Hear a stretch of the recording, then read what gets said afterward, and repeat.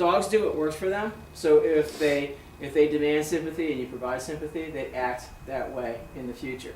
And once she realized that that crap wasn't going to work, she started giving it up relatively quickly. Okay. She still does it every once in a while. I don't want it.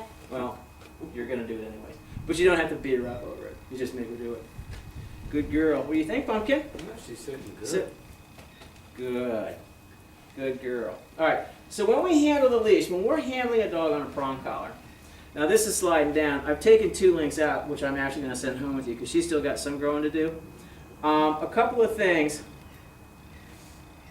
Basically, people have a tendency to put these on dogs incorrectly, and as a result, they don't fit right. As you can see how she's doubly attached. Mm-hmm. Okay. Now, the thing is see how that spacer in the center? If the collar, no, sit.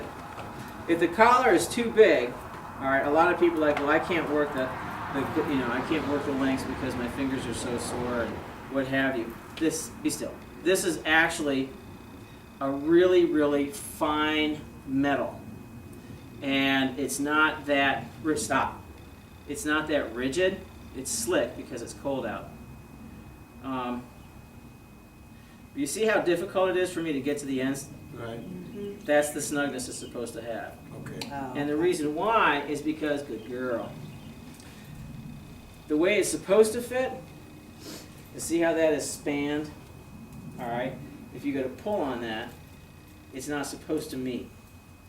And the reason why is because you want to distribute the weight evenly around the neck. All right? The links themselves, if you yank on it, yeah, that's going to hurt. But the point is to not yank on it. The point is to allow her to find the end of that leash on her own and let her figure out how to make that pressure stop. Okay? And the thing is a lot of people, what they'll do is they'll put additional links on these things so they can slide it over the dog's head. That's not the goal. Okay? Eventually, the goal is to get her off this collar entirely. All right? Because, one, we don't want her walking around the streets looking like Hannibal Lecter. Okay? And two, the thing is the more, excuse me, good. See that? She moved to the end of the leash. I didn't yank on it or anything. She hit the end of the leash and she's like, oh my God, it's it. All right?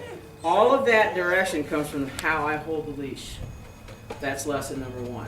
See how my hand isn't working? It's completely inert. It's just there. It disables or enables behavior.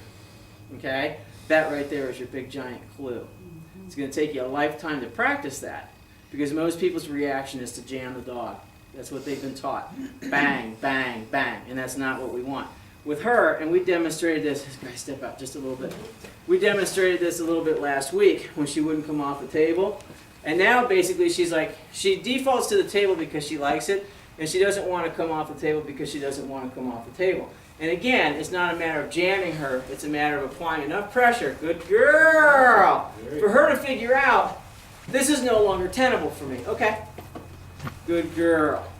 I will sit there, I'm not going to endure that discomfort. Stay.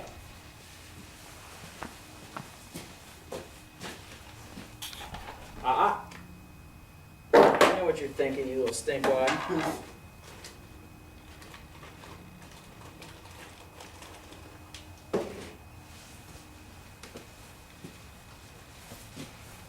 Now see how she dances with those feet? Yeah. Okay, good girl.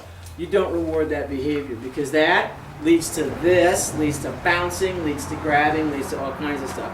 It's great that she's a happy, friendly dog, but nobody wants that. Yep.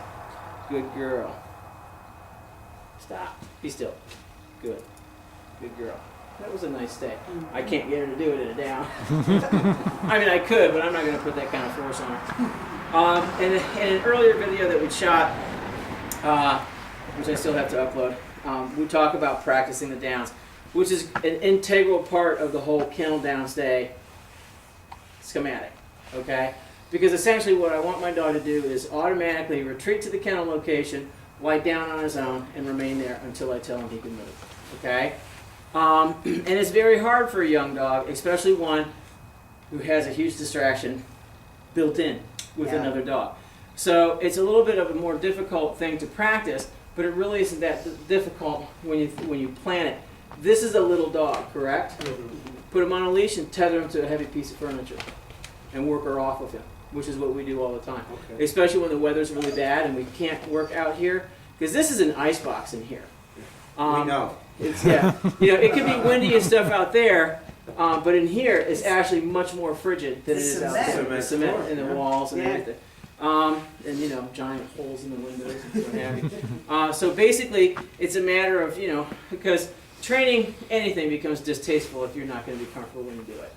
It's the same with the dog. If you force them to do something that they find uncomfortable, then they're going to be resistant to do it the next time because all they think about is how unhappy they were and how unpleasant it was. All right.